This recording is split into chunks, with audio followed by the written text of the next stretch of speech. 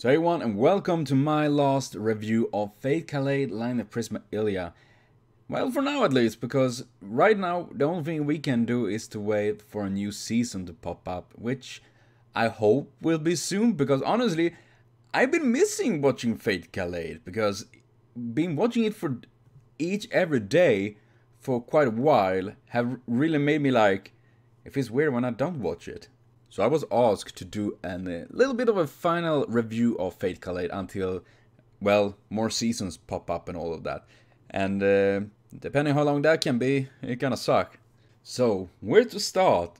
Well, I guess from the very beginning when you started to suggest this show to me, quite a while back ago actually. A few of you started and then became more and more.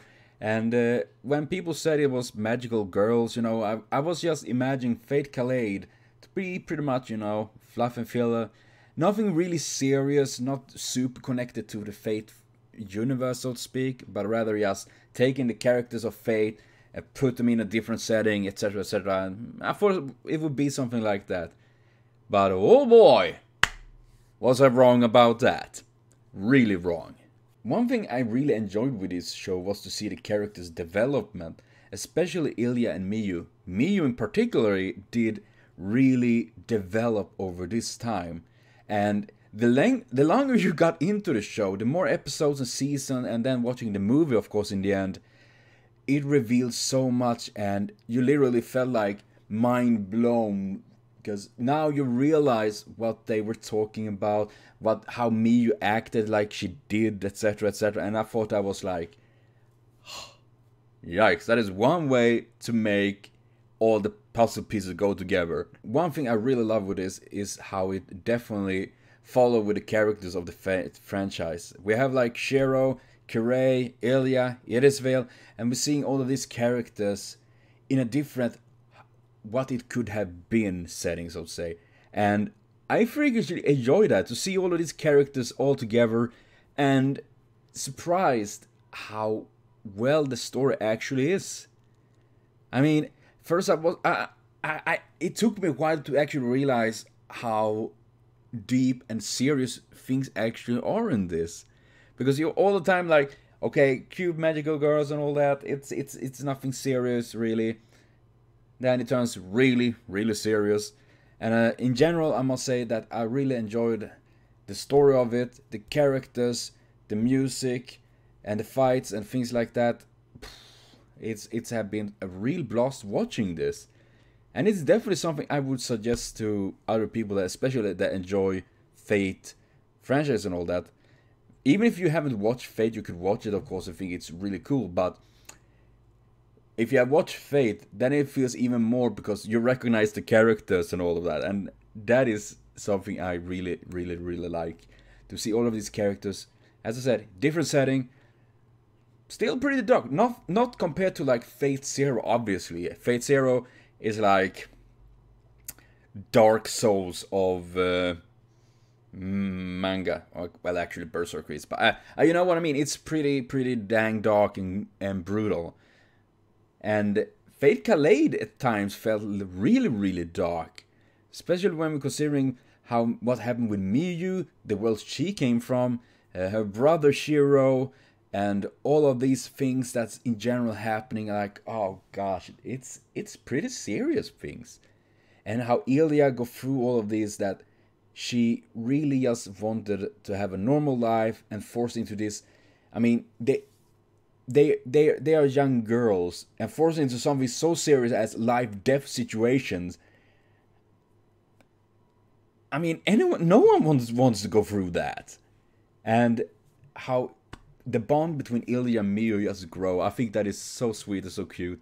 And seeing the different sides of Miyu. And then, of course, in all of this, Kuro appears.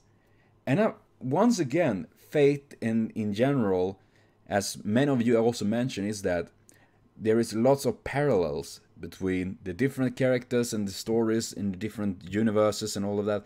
Well, it's the same Nasiverse, but different, you know, parallels, parallel dimensions, parallel worlds. And there is always a lot of parallels between how the characters are and I think that is very interesting. And about the snooze. They're pretty much the biggest downside for me in this show. As I have mentioned in the past, in my previous episodes and all that, is the fan service of like Illya and Miyu and Kuro and all of that, which I feel is quite tasteless in my opinion. However, it wasn't as much as I thought and was afraid of it would be. So I'm happy they didn't have too much of it, because I thought it was more fun to see the cute, funny sides and all of that. And especially the fights was surprisingly good many times. And then of course we get to see Basset being Basset. And if you put that on repeat, we could call her Cassette.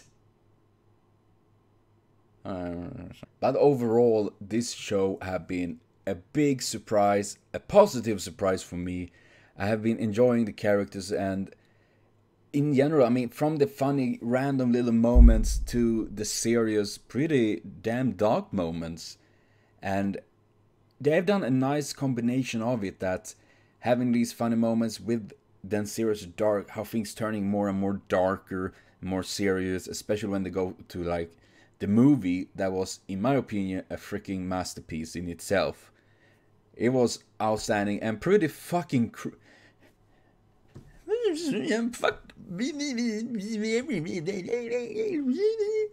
If anyone understood what that meant, please translate it for me, because I don't know what I'm saying in myself. And who is my favorite characters of Fate Kaleid?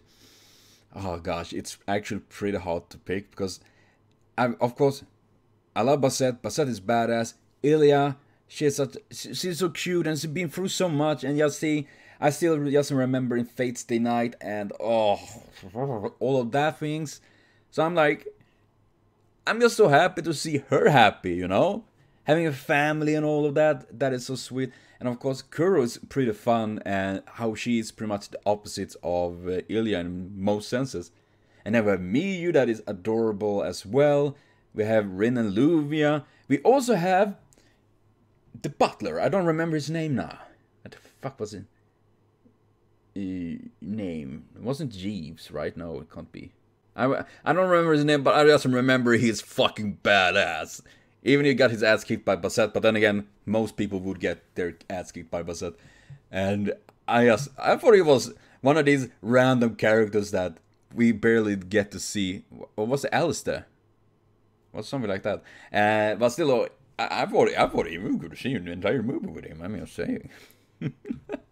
And then of course we have seeing like Irisvale and all that. How she appears in this show is I love that. Irisvale was one of my favorite characters in Fate Zero, and seeing her with her family and all of that, being the character she is just nay, it's so painfully sweet. I'm just happy for that. But in general, I must say this show is way above average. Really, really good. While it's not in Fate Zero class, I won't say, definitely not, but it's actually not far off. And especially if we're having Fate Zero as the top, this is for my opinion now, because I haven't watched too much Fate Zero. It's Fate Things.